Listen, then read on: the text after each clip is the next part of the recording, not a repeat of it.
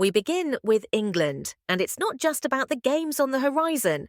Yes, Thomas Duke's side are staring down two crucial World Cup qualifiers between now and Tuesday, but today at St. George's Park, the air carried a very different weight. Because alongside preparations for those matches, there was a shadow none of us could ignore: the transfer saga of the summer. It's the story that's lingered over Newcastle, over Liverpool, and over England itself. And when Newcastle defender Dan Burn walked into the room to speak with the media, everyone knew what was coming. It wasn't just about England's training drills, not about tactical plans for the qualifiers. It was about Alexander Isak, the striker who only days ago left St. James's Park to join Liverpool. The move that rocked Newcastle, rattled fans, and left so many questions hanging in the air. And perhaps it wasn't even fair. After all, when players report for England duty, there's an unspoken rule.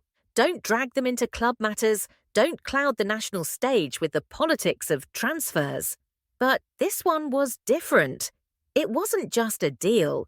It was the elephant in the room, the transfer that had carried on for months, building tension, building headlines, until it finally exploded on deadline day. So Byrne faced the questions, and what unfolded was fascinating, because he could have dodged, could have offered a dry no comment. Instead, he stood firm, his voice steady, and showed why he's quietly becoming not only a leader in Newcastle's dressing room, but also in this England squad. Now, let me pause here, because if you're watching this, you know stories like these aren't just headlines. They're moments where you see the human side of football. And if you want to keep hearing these raw, emotional truths, the kind the tabloids can't spin, make sure you hit that subscribe button right now, because this is where we cut through the noise. Back to Dan Burn. The question everyone had was simple. How did he feel? Betrayed? Angry? Did he see Isak as someone who abandoned the cause just when Newcastle were building something historic? For fans, that's the wound, the sense of betrayal. After all, Isak had helped deliver the club's first major trophy in decades.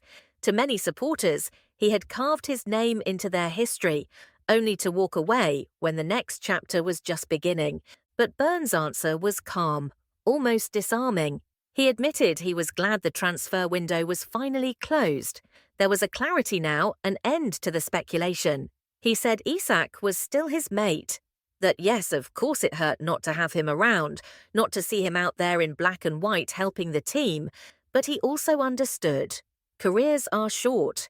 Players have ambitions, dreams they want to chase. And as someone who has lived the ups and downs of football, Byrne respected that. No animosity, no grudges, just well wishes, except of course when Newcastle come face to face with Liverpool. In that case, all bets are off. His voice even carried a wry smile in those words. I wish Alex all the best. Apart from when we play Liverpool, it was more than just a soundbite. It was honesty. And in a world where transfers can tear squads apart, where fans project their pain onto players, Byrne showed balance. He acknowledged the frustration of Newcastle supporters, how fiercely protective they are of their club and their city.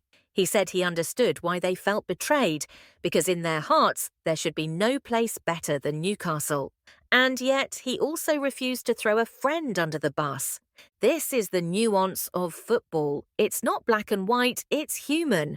One man leaving doesn't erase the bond built in training grounds, in dressing rooms, in the shared moments of triumph. And Byrne let us see that side of it. And here's the twist, because if you think this is just another transfer tale, think again. It's also a reminder of what football gives us. Loyalty, heartbreak, understanding, rivalry, all tangled together. And that's why you should stick with us.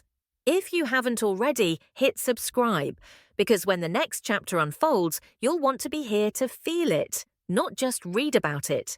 So as England prepare for their qualifiers, this story lingers. Isak in red, Byrne still in black and white, both carving their paths. For now, there are no harsh words, no burning bridges.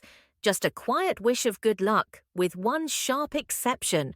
When Liverpool and Newcastle meet again, that's when friendship takes a back seat. That's when the game reminds us what it means to fight for your badge,